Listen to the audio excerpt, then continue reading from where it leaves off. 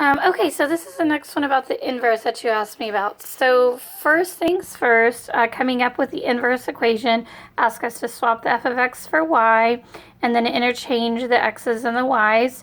So you end up getting something like this step right here. And from here forward is where I'm solving for y. I think you and I did one similar to this in the lab when you came in maybe Thursday, because it's a little bit I don't know, it's a little bit more difficult to solve than some of the other ones that we do. But basically what we want to realize is they're dividing by y plus 2. What? What are you doing? Can you give me 1 minute to finish the video? Yes.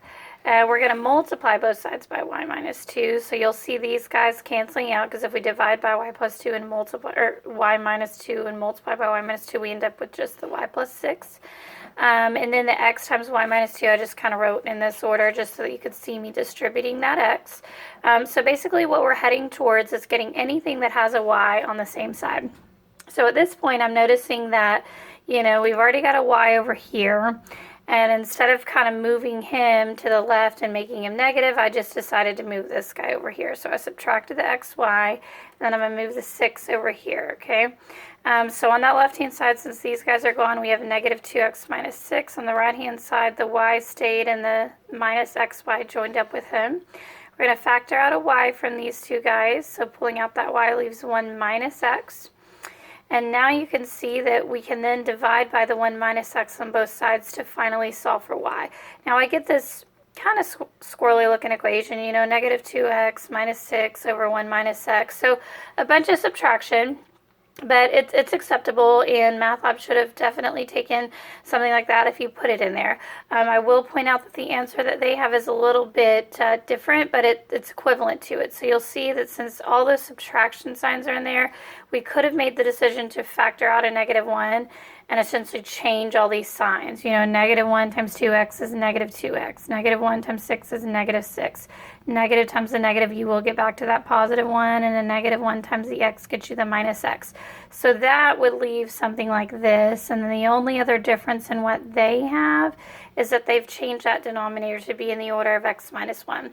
So it's a little bit cleaner looking is the only thing I can think of as far as why they might prefer this way of writing the equation.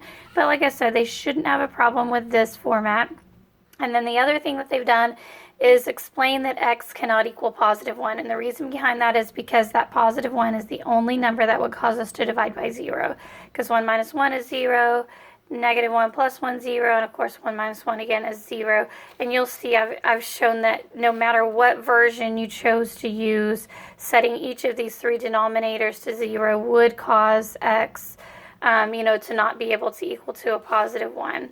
So that's what's happening in this area, okay? So that's the first thing that they ask you to do. After that, I didn't write any of this down, but basically you're filling in those blanks with the equations. Like the first one writes the composition of those two functions, and you would want to fill this blank in with the actual equation of the inverse, because that's what you see here. So you would kind of just duplicate that right there and then show them that that's going to give you x, because that's what makes them inverses of one another. And here they're just doing the opposite order, because both directions should give you x if they're truly inverses of one another. So they've just written the composition function again of the inverse and the original function. So you'll see that what they've left for you to fill in is this original function. So you would just duplicate this equation in that blank and explain to them that that's going to give you just an x right here. If you have any questions, just let me know.